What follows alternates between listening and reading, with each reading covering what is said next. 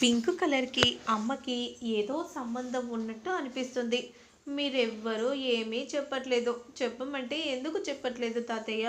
చెప్పొచ్చు కదా! ఏ సంబంధం ఉందో తెలుస్తుంది. అసలు ఎందుకు నాన్న అలా మాట్లాడుతున్నారు? పింక్ కలర్ అని తీయగానే నాన్న నాపై ఎందుకు విరుచుకుపడుతున్నాడో కూడా తెలుస్తుంది. కానీ దీనంతటికీ ఏదో కారణం ఉందని అనిపిస్తుంది. అమ్మో! డాడొస్తున్నాడు. నేను ఇవన్నీ మాట్లాడినట్టు డాడీకి చెప్పకండి. A for apple, B for ball, ఇదిగో ఇవే మీకు చెప్తున్నాను. నాన్నొచ్చి అడిగినా మీరు అవే చెప్పాలి అనే విధంగా అంటూ ఉంటే ఇక అందరూ కూడా అలానే చూస్తూ ఉండిపోతారు. ఇక అదే సమయానికి రాజు లోపలికి రాగానే ఏంటి అందరూ అలా ఉన్నారేంటి అనే విధంగా అంటూ ఉండగా ఇక పరిగెత్తుకుంటూ బంటి అక్కడి నుండి వెళ్తూ ఉంటే మీరెవ్వరు కూడా ఇంట్లో ఇలా ఉండడానికి వీల్లేదు. నేను చెప్పినప్పటి నుండి మీరు తన గురించి ఆలోచించడానికి వీల్లేదు.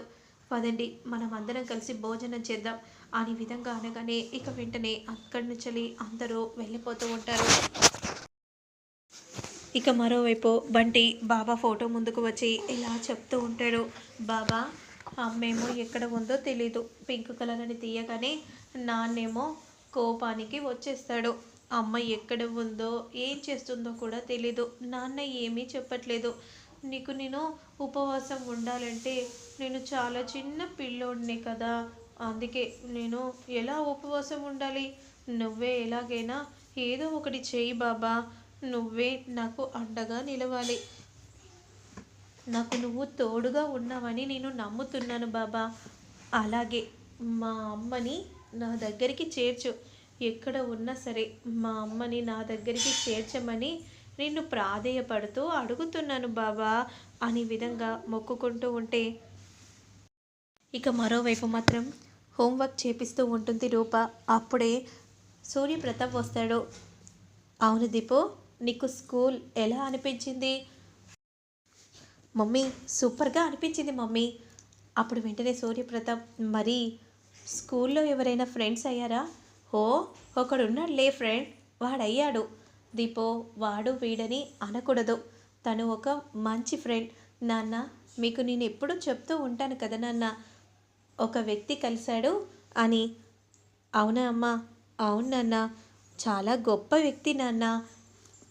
అతను చాలా చిన్న పిల్లాడైనా మనసు మాత్రం చాలా పెద్దది. ఏంటమ్మా నువ్వు అంటుంది? అవును నాన్న, నేను కార్ నుండి కాల్ని కింద పెడుతూ ఉంటే గాజు పెంక ఎక్కడ తగులుతుందో అని బంటి కాపాడాడు. ఆ రోజు కారు ఆగిపోతే కూడా కొట్టుకు తీసుకెళ్ళాడు. ఇవన్నీ బంటే చేశాను నాన్న. మీకు టైం చూసుకొని మీకు ఏదో ఒక రోజు బంటిని పరిచయం చేస్తాను. అవునా అమ్మా? అవును ఫ్రెండ్, చాలా మంచివాడు అనుకోండి అని దీపు ఈ విధంగా అంటూ ఉంటాడు. ఎలాగో నాన్న, రేపు దీపు బర్త్డే కదా, బంటిని పిలుద్దాం నాన్న. అప్పుడు మీరందరూ బంటిని చూస్తారు. సరే అమ్మా, నీ ఇష్టాన్ని మేము ఏ రోజైనా కాదన్నామా? అలాగే చెయ్యి. వాళ్ళ ఇంటి ఫ్యామిలీతో మాట్లాడి బంటిని తీసుకుని వస్తాను నాన్న. సెలబ్రేషన్ అందరూ ఉండగానే చేసుకుందాం. ఓకే అమ్మా, ముందు మనం గుడికి వెళ్దాం నాన్న. పదండి, ఎందుకంటే దీపు స్కూల్కి వెళ్తున్నాడు కదా. సరే అమ్మా పద వెళ్దాం అనే విధంగా అంటూ ఇక వెంటనే అక్క నుండి బయలుదేరుతూ ఉంటారు. ఇక మరోవైపు అందరూ కూడా గుడికి వెళ్తారు. అందరూ దేవుడి ముందు అలా అందరూ మొక్కుతూ ఉంటే అదే సమయానికి రాజు వాళ్ళ ఫ్యామిలీ గుడికి వస్తుంది. ఇక వెంటనే గోపురానికి దండం పెట్టుకొని ఇక లోపలికి వెళ్తూ ఉండగా అదే సమయానికి రోహిణి మాత్రం బోనం ఎత్తుకొని నడుచుకుంటూ వస్తూ ఉంటే అప్పుడు విరూపక్షి నెమ్మదిగా అమ్మ నెమ్మదిగా నడువు అనే విధంగా విరూపక్షి అంటూ ఉంటుంది. ఇక మరోవైపు విజయాంబిక మాత్రం తండ్రి, నువ్వు మా పక్కన ఉన్నావు కాబట్టి మేము అనుకున్నది అనుకున్నట్టుగా చేస్తున్నావు. మేమేదనుకున్నా అదే జరిగేలా చూస్తున్నావు. ఇక మీదట నా కొడుకును రూపాను ఒకటి చేయి. ఎందుకంటే వాళ్ళిద్దరూ ఒకటవ్వాలి, అది నా కొడుకు కోరిక. ఇక దీపక్ మాత్రం దేవుడా నువ్వే ఎలాగైనా రూపను నన్ను ఒకటి చేయి.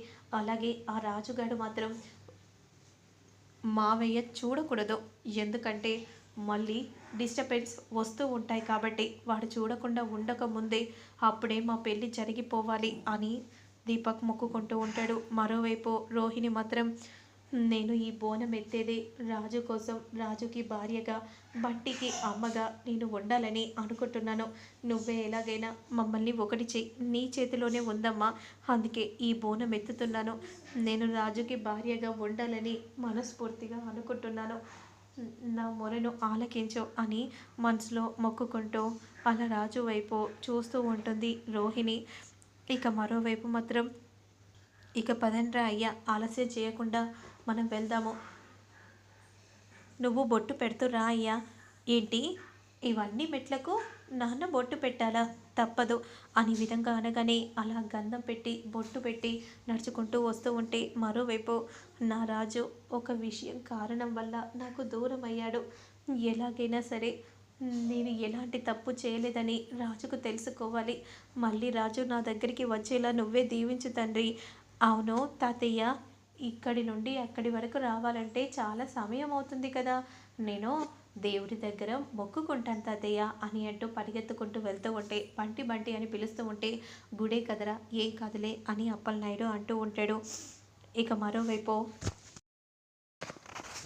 ఇక ముత్యాలు రాజు బొట్టు పెడుతూ అలా దేవుడి దగ్గరికి నడుచుకుంటూ వస్తూ ఉండగా అదే సమయానికి దీపు, దేవుడికి దండం పెట్టుకో. ఎలా దండం పెట్టుకోవాలి? నాకు అమ్మని ఆ దేవుడు ఉంచాడా? అంటే నువ్వు వచ్చావనుకో అమ్మ, కానీ అమ్మ నాకు లేదు కదా. నానమ్మకు తాతయ్య కూడా లేదు. ఇక ఈ తాతయ్యకేమో అమ్మమ్మ ఉందా? లేదు కదా. అందుకే ఎందుకు మొక్కాలి అనే విధంగా అనగానే విజయాంబిక అలానే కోపంగా చూస్తూ ఉంటుంది దీపు వైపు. ఇక సూర్యప్రతాప్ మాత్రం విరూపక్షితో ఉన్న జ్ఞాపకాలను గుర్తు చేసుకొని మండిపడిపోతూ ఉంటాడు. తాతయ్యకి అమ్మమ్మ లేరు కాబట్టి నేను ఏమని మొక్కుకోవాలి? అంతలో బండి వచ్చి నేను ఎలాగైనా ఫస్ట్ క్లాస్లో పాస్ అవ్వాలి అని మొక్కుతూ ఉండగా నువ్వా బంటి, హో ఫ్రెండ్ నువ్వా అని విధంగా అంటూ ఉండగా అదే సమయానికి నాన్న, నేను చెప్పాను కదా నాన్న, నన్ను సేవ్ చేశారని, నన్ను ఆశీర్వదించండి ఫ్రెండ్. నువ్వు కూడా నన్ను ఫ్రెండ్ అంటున్నావా? చిరంజీవ అనే విధంగా అంటూ ఆశీర్వదిస్తూ ఉంటే మరి తెలియని వ్యక్తులను ఏమనాలో తెలియదు కదా, అందుకే ఫ్రెండ్ ఇలా పిలిచాను అనే విధంగా అనగానే ఇక రూప అలానే చూస్తూ ఉంటుంది. ఫ్రెండ్ చాలా సంతోషంగా ఉంది. నీ పేరు బంటినా? ఎలుగుబంటిలా ఉందేంటి? మీ సంగతి చెప్తాను, నన్నే ఎలుగుబంటి అంటారా అని మనసులో బంటి అనుకుంటూ కోపంగా చూస్తూ ఉంటే రూప చాలా బాధగా దీనంగా చూస్తూ ఉండి